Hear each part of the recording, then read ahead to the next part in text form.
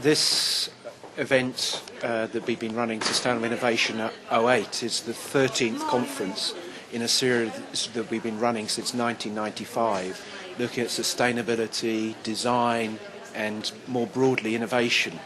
And this year we were looking a little bit more into the future in terms of new technologies, products, and business models.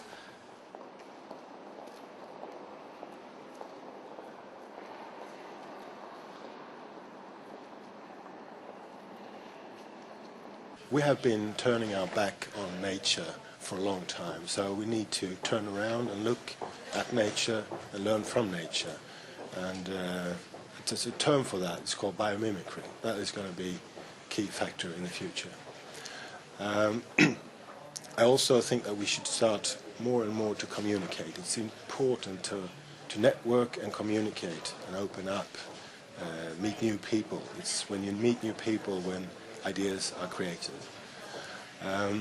Another thing is consumables. A lot of business models today depend on consumables, that you have to buy consumable all the time to use the product. We have to do some rethinking there.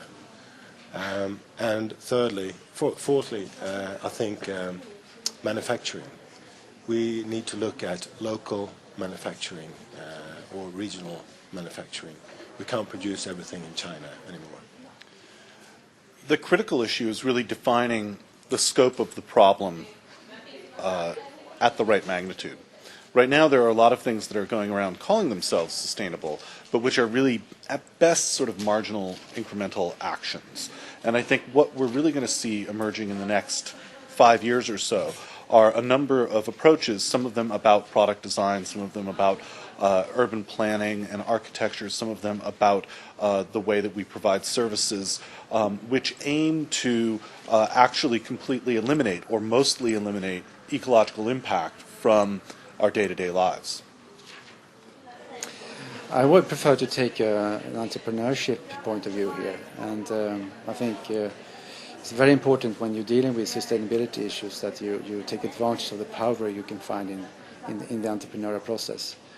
And that process is of course taking part in all type of business situations, but my research is about the very early development of businesses, where you shape the future of the young company.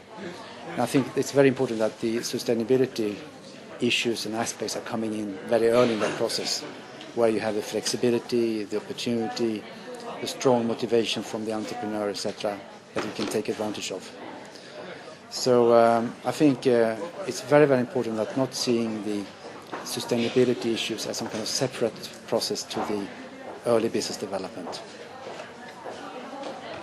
Well, with regard to sustainable innovation, I think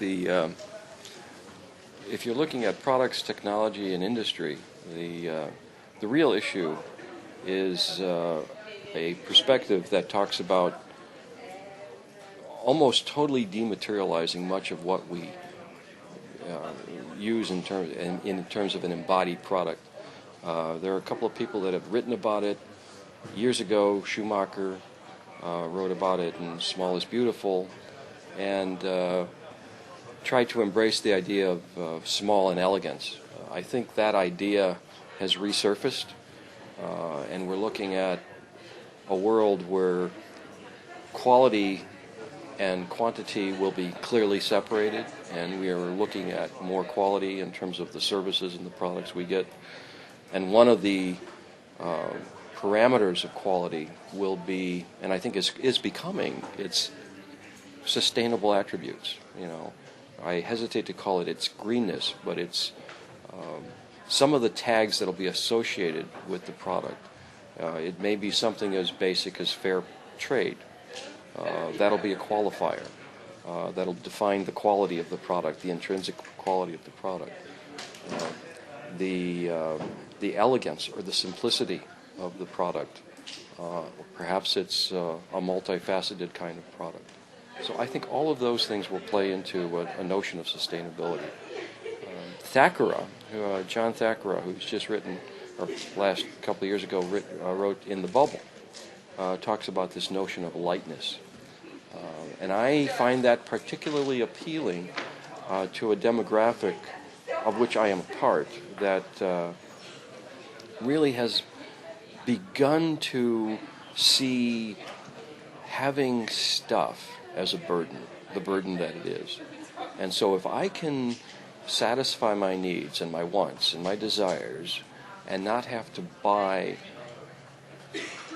articles or artifacts and still be whole, two things happen. I'm less burdened from a physical perspective, but I'm also less burdened from a psychological perspective. And there's a value in that I think is a sellable and an appreciable value that people are beginning to embrace.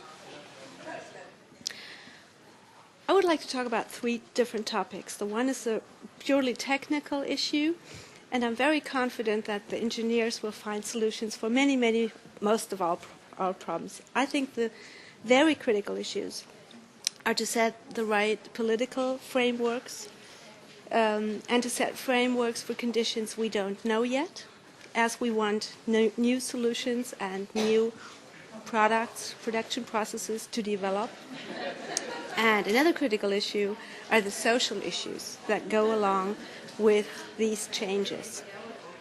Regarding sustainable innovation, the issues that we see as an organization, the Responsibility Alliance, is to help young people, especially those involved in art, design, fashion and media, to realize and develop their abilities to create futures for themselves in the creative industries. In order to initiate that, what we've done is put together a project for 2009 where we will be taking 100 art and design, fashion and media students to Egypt.